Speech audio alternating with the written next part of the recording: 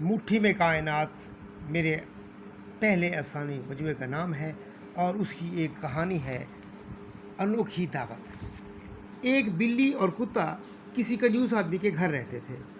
घर का मालिक जानवरों का व्यापारी था। उन दोनों का घर के दाल साग पर गुजारा था।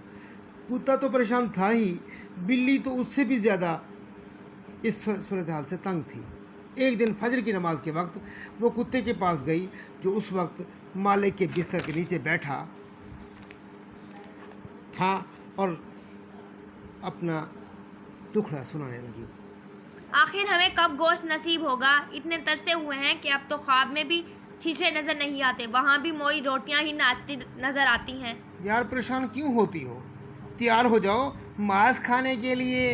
चील के घोंसले में भला मांस कहाँ? लगता है कि तुम कुछ ज़्यादा ही मायूस हो गई हो। भाई मेरी बात ध्यान से सुनो। हमारा मालिक आज एक गाय खरीद लाया है। उसने इसे चंद दिन अपने पास रख कर भेज देना है। ये बेवकूफ़ आदमी जानता तक नहीं है कल गाय मर जाएगी, फिर तो गोश्त ही गोश्तों का हर तरफ जी भर के खाना और हसरतें निकालना। बिल्ली ने सुना तो खुशी से उछल पड़ी। वो दोनों इस बात से बेखबर थे कि उनका मालिक उनकी बातें बखूबी समझ रहा था। सुबह होते ही उसने गाय औने पौने दामों बेच दी और बड़े नुकसान से बच निकला। अगले दिन उसे मालूम पड़ा कि गाय वाकई मर गई थी। उससे अगले दिन बिल्ली फिर मालिक की चारपाई के नीचे कुत्ते से शिकवा खुना थी। कुत्ता बेचारा क्या कहता, वो तो ये देखकर परेशान हो गया था कि मालिक अचानक ये क्या सूझी कि उसने गाय को झटपट बेचकर नुकसान से बच गया। फिर भी उसने हौसला जमा किया और उसकी हिम्मत बढ़ाते हुए बोला, तुम फिक्र मत करो, आज मालिक सफ़ेद रंग का घोड़ा ले आया है।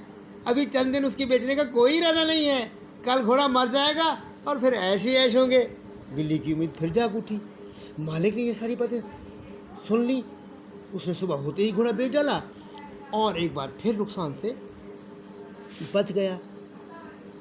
अगले दिन उसे वाकई इतला मिल गई कि घोड़ा मर गया है। बिल्ली फजर के वक्त एक बार फिर मालिक की चारपाई के नीचे कुत्ते के पास बैठी हुई थी। मुंह फूला हुआ था और उसका बात करने का हरकत मन नहीं कर रहा था। कुत्ते ने उसे तसल्ली दी, मालिक जो भैंस खरीद लाया है ना, वो बिकने से पहले गिर जाएगी, याद रखना। फिर हम होंगे और ढेरों गोश्त होगा। बिल्ली ने नीमदिली से ये बात सुनी और किसी तासुर का इजहार ना किया। वो जानती थी कि हर बार की तरह इस बार भी मालिक नुकसान से बच जाएगा और फिर वही हुआ। उसने भैंस बेच दी और एक बार फिर नुकसान से बच गया।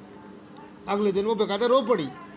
लगता है मैं ये हसरत लेकर इस दुनिया से जाऊंगी और मुझे गोश्त कभी नसीब ना होगा।